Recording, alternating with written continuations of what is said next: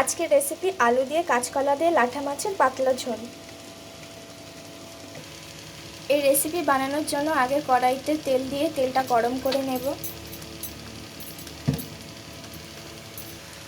তেল গরম হয়ে গেছে, এবার এতে গোটা জিরা, শুকনো লঙ্কা, দারচিনি, এলাচ, তেজপাতা দিয়ে কিছুক্ষণ ভেজে নেব। ভাজা হয়ে গেছে, এবার এতে টমেটো কুচি দেব।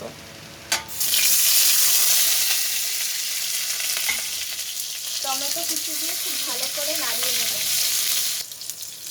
টমেটোটা ভাজা হচ্ছে, এবার আমরা অন্যদিকে একটা মশলা তৈরি করে নেব। মশলা বানানোর জন্য আদা বাটা, লঙ্কা বাটা, জিরার গুঁড়ো, ধনে গুঁড়ো দিয়ে একটা পেস্ট করে নিতে হবে।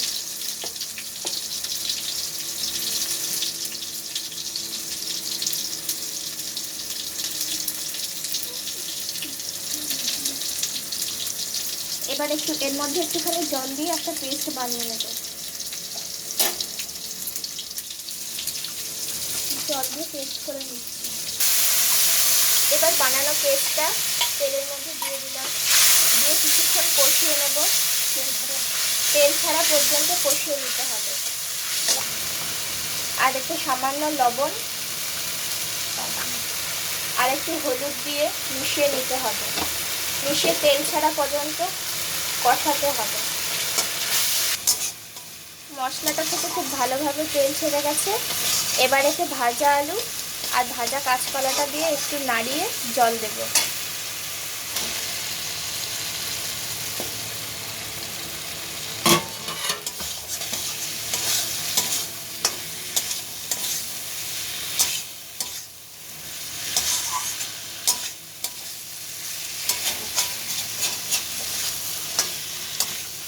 আলু ভাজা হয়ে গেছে, এবার এতে পরিমাণ মতো জল দিয়ে দেব।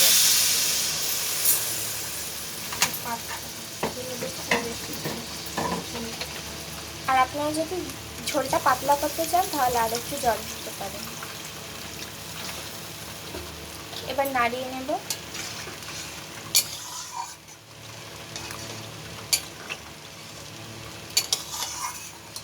এবার কিছুক্ষণ ঢেকে রেখে দেবো সেদ্ধ হওয়া পর্যন্ত। আলু আর কাঁচকলা সেদ্ধ হওয়া পর্যন্ত কিছুক্ষণ ঢেকে রেখে দেবো। আলুগুলো সেদ্ধ হয়ে গেছে, এবারে এর মধ্যে মাছগুলো দিয়ে 2 মিনিট রেখে দেব সেদ্ধ করতে।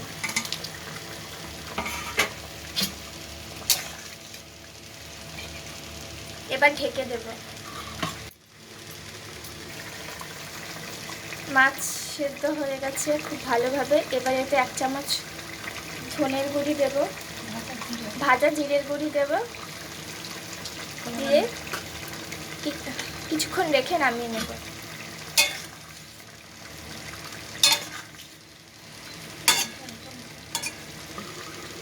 2 মিনিটের জন্য ঢাকা দিয়ে রেখে গ্যাস বন্ধ করে দেব। তৈরি হয়ে গেছে আমাদের গরম গরম কাঁচকলা আলু আর লাঠা মাছের পাতলা ঝোল। আপনাদেরও যদি এই রেসিপিটা ভালো লেগে থাকে তাহলে আপনারাও বাড়িতে অবশ্যই ট্রাই করবেন আর জানাবেন কেমন হয়েছে। আর আমাদের রেসিপি যদি ভালো লেগে থাকে তাহলে লাইক, শেয়ার আর সাবস্ক্রাইব করবেন।